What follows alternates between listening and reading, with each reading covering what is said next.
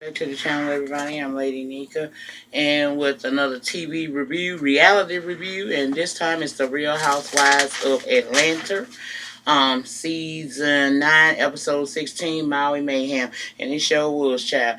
Yeah, I would normally would do this at this time, but since I'm up, I said go ahead on and just jump in front of the camera, give you guys the review. That way I can sleep in tomorrow, my day off. So that's why we here, and that's what we gonna do. We gonna do the rundown of it because wasn't a whole lot. I'm gonna hit it and I'm gonna quit it and I'm out of here. I'll see y'all tomorrow night for the Atlanta installment of the Hip Hoppy Peoples. Okay. Now we start this episode back off where we was last week. Kandi still going the hell out, and Porsha acting nonchalant and unbothered. Okay. But y'all do know that's a defense mechanism, just like the one we'll talk about with Bob. This is a defense mechanism. She knows she done lied. She knows it's egg on her face. She also knows she done pissed this woman off to the highest level of pistivity. So she trying to act like she cool and unbothered, but the bitch knees was shaking. I'm willing to bet you, okay? Todd say Kandi ain't been that goddamn mad since the pillow talk fiasco a few seasons back when she was ready to, get ignorant with a hoe. I think she was trying to stomp a bitch that time, or this time Porsche got her where she wanted to choke a hoe out. Anyway, Phaedra uh, she walked over there by Kandi to try to calm Kandi down, saying it's not that big of a deal. But I beg to differ, Sugar, because being you a lawyer and all that, you would know that this is a big deal when you accuse someone of possibly plotting to drug you and rape you. Them some serious allegation, and as a lawyer, you should have known that, honey. Now Cynthia, she left tired of the bullshit. Say she ain't here for that shit. She went to her room. Kandi decides to follow pursuit, and Porsha hush because Kandi walking away. Okay, you won't shut up, so Kandi continues. I didn't get that. You wind up making that girl tell you that you was the bitch that wanted to eat her puss till she come. And not only was you coming for her, you also tried her friend and her husband. So, bitch, you ain't shit but a freak hoe. And be careful, Todd number 2. And that's what she called a freak hoe. Freak hoe. Bounce that ass and let that knees hit the elbow. I like that, baby. That used to be my shit. With spelling at me or ex-part. But anyway, yeah, that's what she wound up doing to her. The next day, Kandi Todd in their room, and he asked her how she feel now that it's a whole new day, and she, we got past the bullshit at the table the night before. She said she cooling, but she thinks she need her a Porsche free day, and they going speedboating, and she don't want her there. So her Phaedra plus one and her plus one is going to have to sit it out. Now she called Phaedra and tell Phaedra she just needs some time away from her. Phaedra agreed to it. Somebody, I understand. Child. Now in Porsche room, her and Todd talking, and he asking, what's on the agenda for today? We got through last night. What we plan on doing today? And she talking about she think it's some fun filled, some fun playing today, some boating or something. She said one thing about this group, we fight, but the next day we always make up and be cool. Girl, the hell you say? Bitch, y'all do, but Porsha, you kind of crossed the line here, and the likelihood that y'all gonna have a kumbaya the next day following the shit you said is very unlikely, child. Kandi not here for that dingbat today, and she told her band don't come too. Phaedra come to Portia's room to tell her that she ain't going on the boating trip with them. And soon as she come in there, baby, Todd too is mesmerized because y'all know Phaedra always got on damn near nothing on these damn vacations, especially when she got an opportunity to put that dumpling ass body she got. Now she pretty in the face, but she just looks stuffed. You know what I'm saying? Child. She walk up in there, her titties about to escape out the top part of the thing, of the bathing suit. And the panty part is so far up in her ass, she started digging. Talking about this the same exact swimsuit she wore at 18 with Phaedra. Girl, you're a nice looking chick. Okay, I can give you, I can, even a bitch I don't like, I can give her props. But girl, please, you too goddamn thick for that. That shit didn't look good. You had that on at 18. That must have been your pre-pregnancy body. Because you damn showed you, girl. Post-pregnancy, you can't wear that no more. Put that down. Anyway, Porsha, y'all can't tell me Porsha and Phaedra ain't clit sisters. I ain't trying to hear that shit. God, they clit sisters like a motherfucker. She over there talking about work, girl, work. I'm like, whatever. That's your dude sitting there gawking. I don't know. It might be some threesome. I ain't gonna put that in the atmosphere. Okay. Phaedra tell her Kandi don't want her and Todd to attend the boating trip, and she say that Kandi say she need a chill moment. Now Porsha say her and Todd can go do couple massages and stuff like that, but she still talking about she can't believe Kandi acting like that. Girl, what? Come on, Porsha. Now they go get the massages, and of course, you know how it is. The masseuse can't do her damn job. She trying to oil Porsche ass down, but trying to keep it, cover up her boobies and shit. Porsche say she paid good money for them titties. She ain't trying to hear that shit, so of course she wants to be exposed. And it was all going good until the high winds came along and her ass, it blew the ass off somewhere. All that shit. So, bye to that shit. Now the rest of them in cars headed to the boating pier. In one car you got Kenya, Phaedra, Bob, and Sheree. In the other car is Todd, Kandi, Peter, and Cynthia, right? Now this is where Bob is no longer funny to me. Okay. Sheree was saying that it's good to see that Peter and Cynthia getting along so well considering they're in the midst of a divorce. She said when her and Bob was divorced and they couldn't stand one another. He was like, what? And then she said, well, he said she was right. And he recalls a time where they were in Vegas during this, I guess, this breakup period. And they were driving and Sheree fell asleep. Sheree, whatever her name is. And Bob said he kept looking at her thinking all I got to do is just unclip her damn seatbelt and hit the brakes real hard and the hoe go flying through the windshield.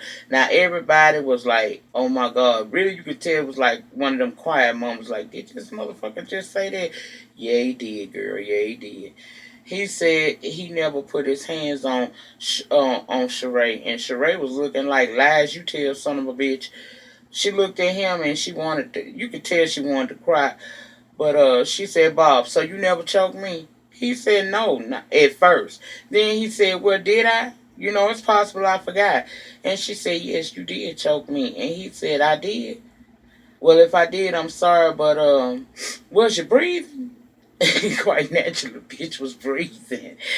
She said yes, and he said, well, I didn't do it hard enough. I said, bitch.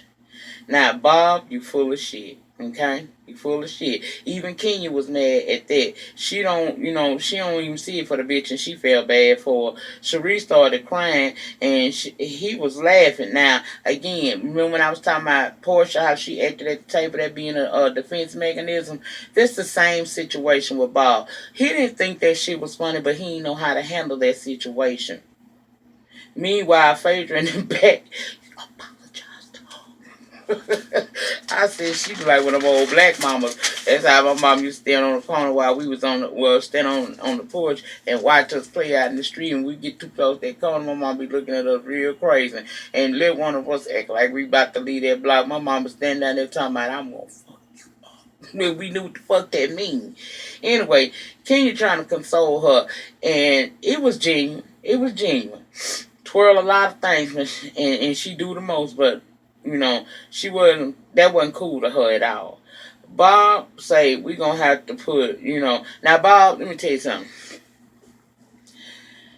We gonna have to put your big black sweaty ass in time out, because we was rooting for you, Bob. We were all rooting for you in this moment. And you gonna grab her hand and tell her that you sorry, but you wanna start fresh. Well, Bob, you should have said the shit you said in the car. That was out of line, okay?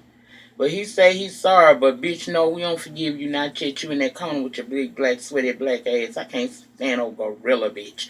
Anyway, now in the other car, they asking Peter what he did last night. Peter say he hung out at the table, baby, because he wanted all the teeth, piping hot, bitch. He listened to what Porsha was saying, and she basically was trying to say they all ganged up on her, and it wasn't fair. Porsha, nobody gang up on you. You fucking lied, bitch. Shit.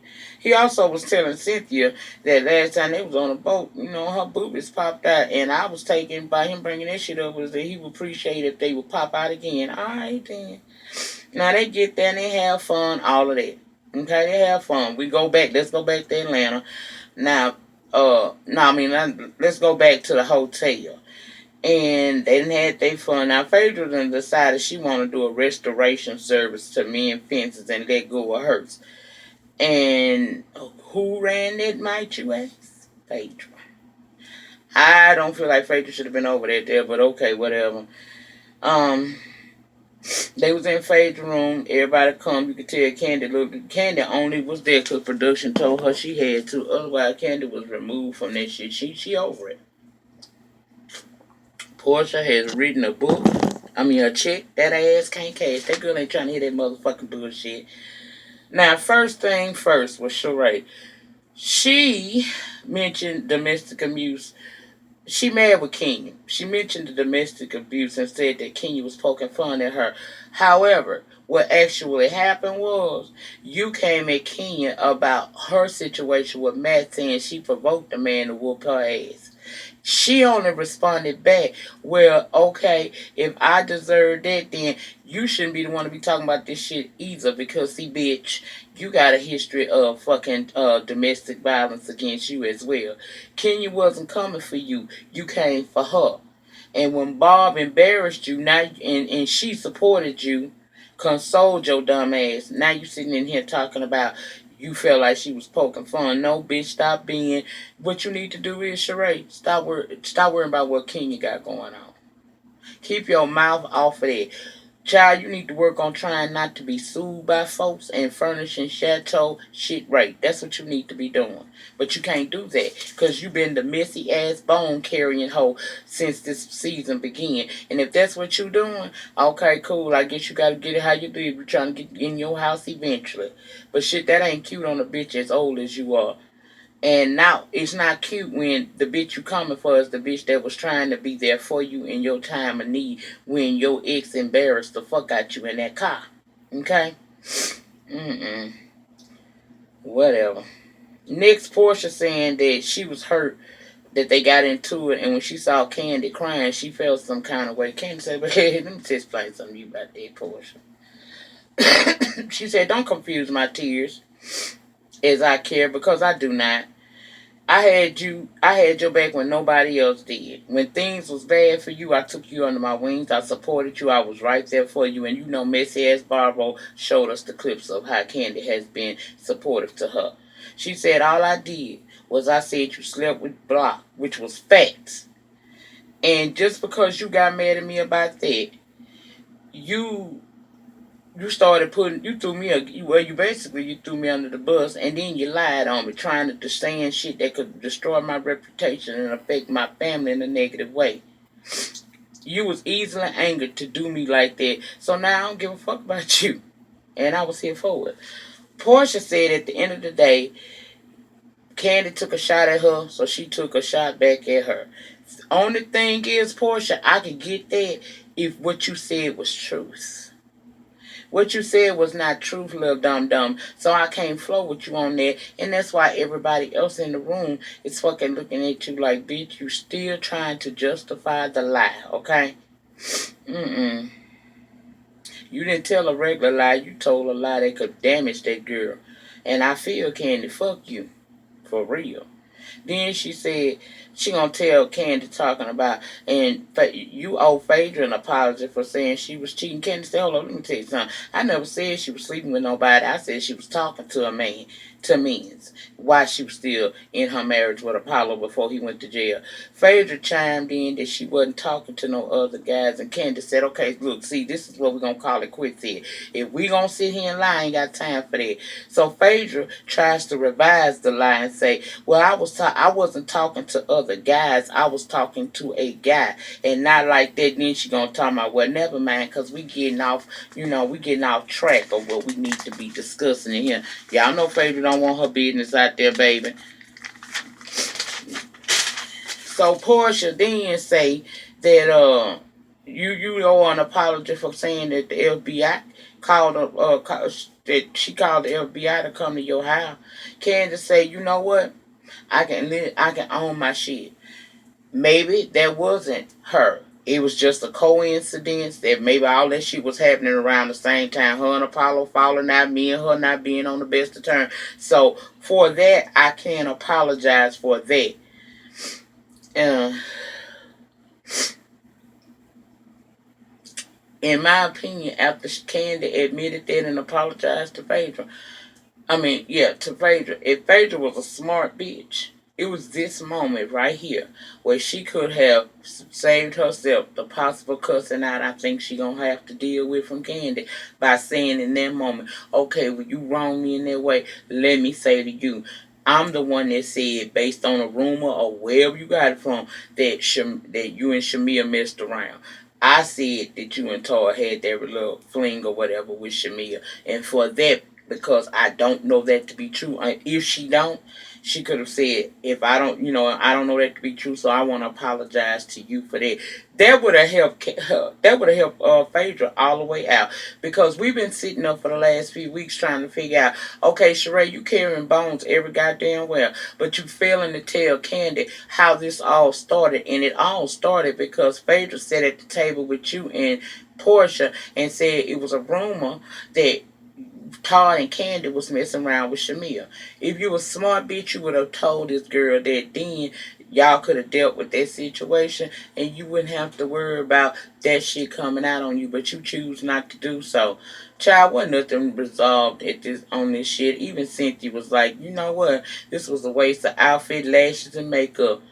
And then this my last night here. I might wanna, ought to go over there and get a little bit of Peter D before we all said and done. And I'm in here fucking around with you dumb bitches. But that was basically all it was to Real Households of Atlanta this week. Like I said, to me, Porsha just basically showed us that she was lying. You lied on that girl. And you wonder why she wanna choke your ass out.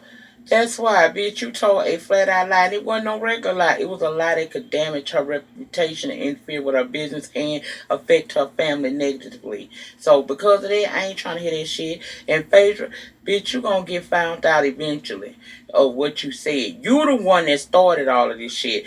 How you managing to escape week after week is beyond me. But you told your own tea today too, bitch. You said that you was talking to somebody. You just wasn't talking to them like that. Girl, please. You a liar all you. Allow you. They tell you any damn thing. Just try to extract your mind off of some stuff. But in the meantime, in between time, the depth of your struggle will determine the height of your success. I can't talk worth a damn tonight. Remix. Like I was saying, the depth of your struggle will determine the height of your success. Remember to rate this video, comment down below. I do talk back. And subscribe to the channel if you're not. Share this video on your social media platforms. And I will see you guys back for Love and Hip Hop Atlanta tomorrow night. Y'all have a good night. Child Phaedra, you know you did. Porsha, why you lie on that girl like that? Well, none of that shit you said true. Bitch, you straight lied. I'll whoop your ass if it was. Ain't no way. Fuck talking about choking. You choke a whole in.